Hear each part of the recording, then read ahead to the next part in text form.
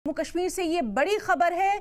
जम्मू कश्मीर में एनआईए की छापेमारी के ताल्लुक से रियासी बस हमले से जुड़े मामले में ये छापेमारी की जा रही है। आपको बताएं कि एनआईए ने 7 ठिकानों पर ये छापेमारी की है। 9 जून को रियासी के शिवखोड़ी में मंदिर से लौट रहे तीर्थ यात्रियों पर हमला हुआ था। दहशतगर्दाना हमले में 9 लोग मारे गए थे। जम्मू के रियासी बस अटैक मामले में एनआईए 7 मुकामात पर ये छापेमारी कर रही है। रियासी में तीर्थ यात्रियों पर हुए दहशतगर्दाना हमले की जांच एनआईए कर रही है। दहशतगर्दों ने 9 जून को रियासी के शिवखोड़ी में मंदिर से लौट रहे तीर्थ यात्रियों की बस पर हमला किया था और दहशतगर्दों ने पहले बस के ड्राइवर का कत्ल किया था और उसके बाद बस खाई में जा गिरी थी। दहशतगर्दों ने काफी वक्त तक तीर्थ यात्रियों पर फायरिंग की थी, जिसमें 9 लोग मारे गए थे और 44 तीर्थ यात्री जख्मी हो गए थे। तो इस वक्त की अहम खबर, जम्मू कश्मीर में एनआईए की छापेमारी।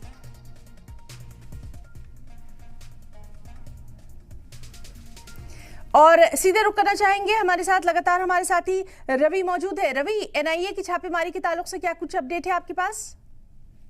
बिल्कुल ही ना। आज अगर जम्मू कश्मीर के 2 जिले रियासी और राजौरी की बात करें तो वहां पर लगभग 7 ठिकानों पर एनआईए की तरफ से रेड जो है वो की जा रही है। और ये रेड है ये जो रियासी बस अटैक 9 जून को हुआ था, जिसमें 7 जो श्रद्धालु थे उनकी मौत हुई थी और 41 श्रद्धालु जो है वो घायल हुए थे, जब एक रियासी से शिवखोड़ी से जो है वो कटरा की तरफ लौट रही एक बस पर जो मिलिटेंट थे उनके द्वारा अंधाधुंध फायरिंग की गई थी। पहले बस के ड्राइवर को गोली मारी गई, उसके बाद बस जो है वो अनियंत्रित होकर गहरी खाई में जा गिरी थी और जब बस गहरी खाई में जा गिरी थी उसके बाद लगातार जो है वो जो आतंकी है उन्होंने फायरिंग की थी, जिसमें 7 श्रद्धालुओं की मौत हुई थी और 41 जो श्रद्धालु हैं वो घायल हुए थे। तो इसी कड़ी में जो ये केस था ये एनआईए को सौंपा गया था और इसमें इसके बाद एक शख्स जिनका नाम हाकमदीन है, जो कि सुंदरबनी इलाका है राजौरी का, वहां से उन्हें गिरफ्तार इससे पहले किया जा चुका है। और आज एनआईए जो है उनके पास कुछ सबूत जो है वो इस तरह के लगे हैं कि किस किस स्थान पर छापेमारी करनी चाहिए, वहां से उन्हें और इसमें क्लू मिल सकते हैं। तो आज एनआईए की तरफ से जो है वो लगभग 7 ठिकाने जो हैं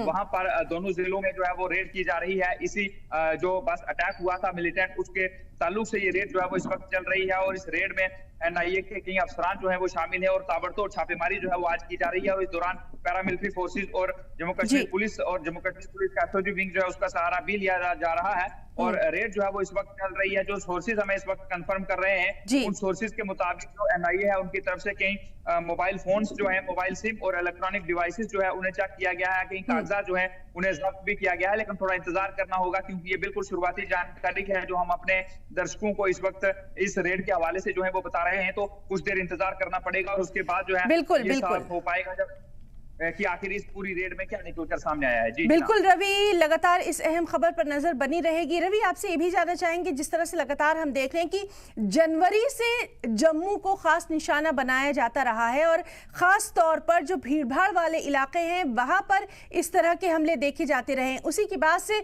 सिक्योरिटी यहाँ काफी चाको चौबंद हो गई है। लगातार हम देख रहे हैं कि अब इन हमलों के लिए जिस तरह से राष्ट्रीय एजेंसी को अब यहाँ पर ये पूरा मामला सौंपा गया है, कहीं ना कहीं ये एक बड़ी बात है कि सिक्योरिटी को लेकर किस कदर सेंसिटिव वहां पर माना जा रहा है जम्मू में। बिल्कुल ही ना। एनआईए जो है वो देश की सबसे बड़ी इन्वेस्टिगेशन एजेंसी है और जब रियासी में ये अटैक हुआ था तो उसके बाद जो है वो ये केस एनआईए को सौंप दिया गया था, क्योंकि एनआईए इस तरह के मामलों के लिए जो है वो ही बनाई गई है और देश की सबसे बड़ी एजेंसी है, इन्वेस्टिगेशन एजेंसी।